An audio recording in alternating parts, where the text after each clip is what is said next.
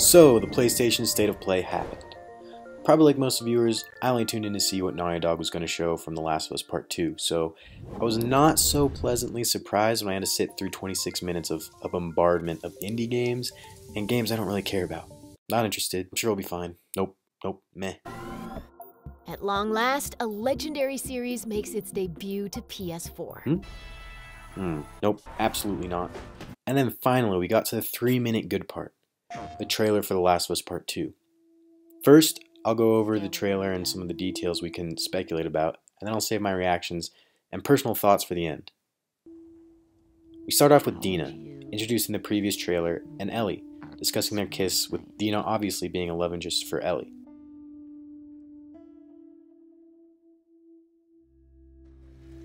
We then see a shot of Jackson, very lively and populated. And this shot looks to be playable, probably very similar to crowded market areas like we saw in Uncharted 4. It also looks like Dina is your companion in this case that will join you as you control Ellie. Here we see that Jesse has also returned from the last trailer. He's Dina's ex, so we will see how that love triangle will play out. Also notice how he is holding what looks like to be the hunting rifle in his right hand, and possibly a new gun that was not seen in the Part 1's campaign in his left. The man on the left of Ellie's also seems to be holding this new gun. Alright. Notice a lot of horse riding in this trailer, and the use of them as vehicle, and just keep that in mind for later. Mark your logbooks.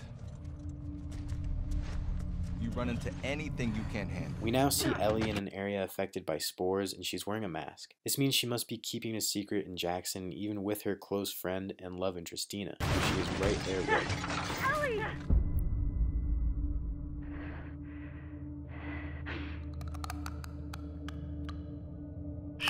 And we finally get a good view of a clicker. I'm really liking this design here, with the whole body being fungal, bungus, and looking scarier than in the last game. Something else to notice here that I didn't notice the first couple of times watching is that I believe Dina is the one holding the gun here and Ellie is lying on the ground underneath her. You come back. Here we see what looks like to be the beginning of the story unfolding, with Ellie searching for Dina. Something I think looks nicer than any other game I've seen is the wind effect on clothes in some of these scenes. Also, another thing I like here is that this looks playable, but the mouth and lip movement of Ellie seems spot on when she shouts out. Just a nice detail. We see Ellie enter into a cabin and notice how the cabin seems so clean and kept up with everything nice around. We really didn't see many buildings so well kept like this in the first game.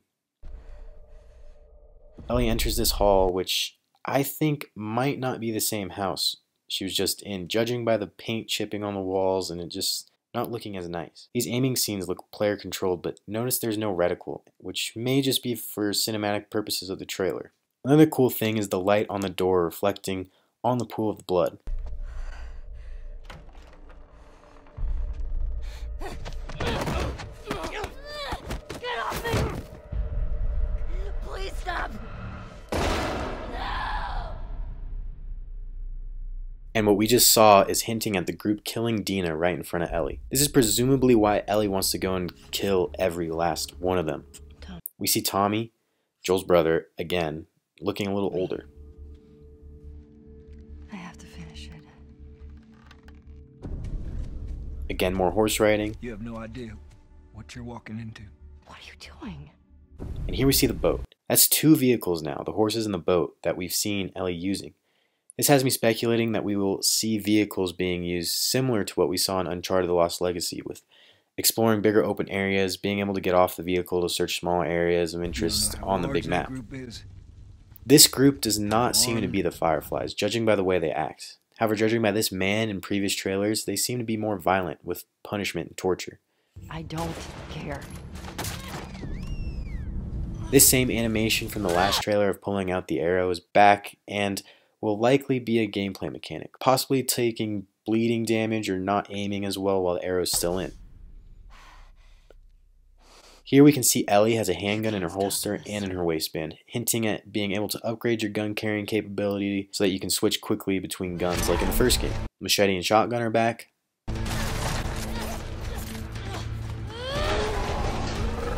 Now we see something that is either a really cool looking bloater or a really cool looking new enemy. I personally think it is a new enemy, maybe one that's been infected longer than a bloater. We see the big Hammerman from the previous trailer and possibly a hint at more destructible environments. This Hammerman just broke open the door, and we saw earlier the big new enemy breaking through some wall.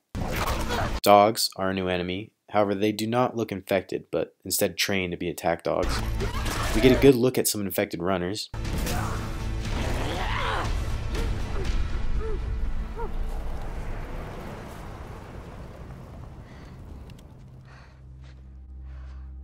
And in a moment, everyone looked.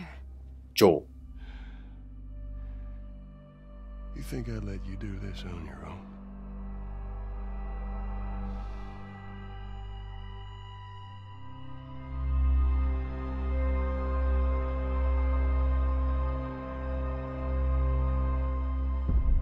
And finally, the release date of February 21st, which is perfect, right in between Death Stranding and Cyberpunk.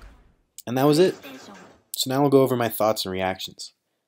I say this trailer was good. I wanted it to be a little more gameplay, but it still got me pumped for the game. I love some of the small details and the way it looks, although I'm not entirely sure, but for some reason it seems like the gameplay scenes were a little bit of a downgrade from what we saw in the last gameplay trailer. One of the things I was worried about the most with a sequel set in different time is that Ellie and Joel would not feel like Ellie and Joel, but from everything they've shown, I think that this girl that we see in this trailer still feels like Ellie. Other characters I'm not too sure about now, but hopefully we'll come around to. Dina, I think they tried too hard to make her like edgy, and Jesse just kind of seems generic. One thing that I am concerned about is the story. This trailer obviously is trying to make us think that this group takes Dina and murders her in front of Ellie, and that's why she is so mad and wants to just kill everyone, which I guess could work, but I don't know if it fits that much. They just had their first kiss. Ellie has experienced loss so much her whole life. Would she really go on a huge rampage? And what makes sense the least for this storyline is Joel. It just does not seem like his character to let Ellie go and even join her on this dangerous suicide mission to murder a group just because they killed one of Ellie's girlfriends. And that's why I think, and I hope, that this trailer is purposefully trying to throw us off. I'm predicting that there will be a completely different reason Ellie wants her revenge on some group, and maybe it has something to do with Ellie's mom. I just don't think that the Dina revenge love story holds up enough. And that was it. I'm still pumped for the game and think it looks more violent and scary, which I love, and I'm sure it's going to be legendary. Oh, one last thing. Did anyone else think the face Joel makes at the end is super weird? Like, first of all serious, you think I'd let you go do this on your own? And then he makes a face like, No, just me? Okay.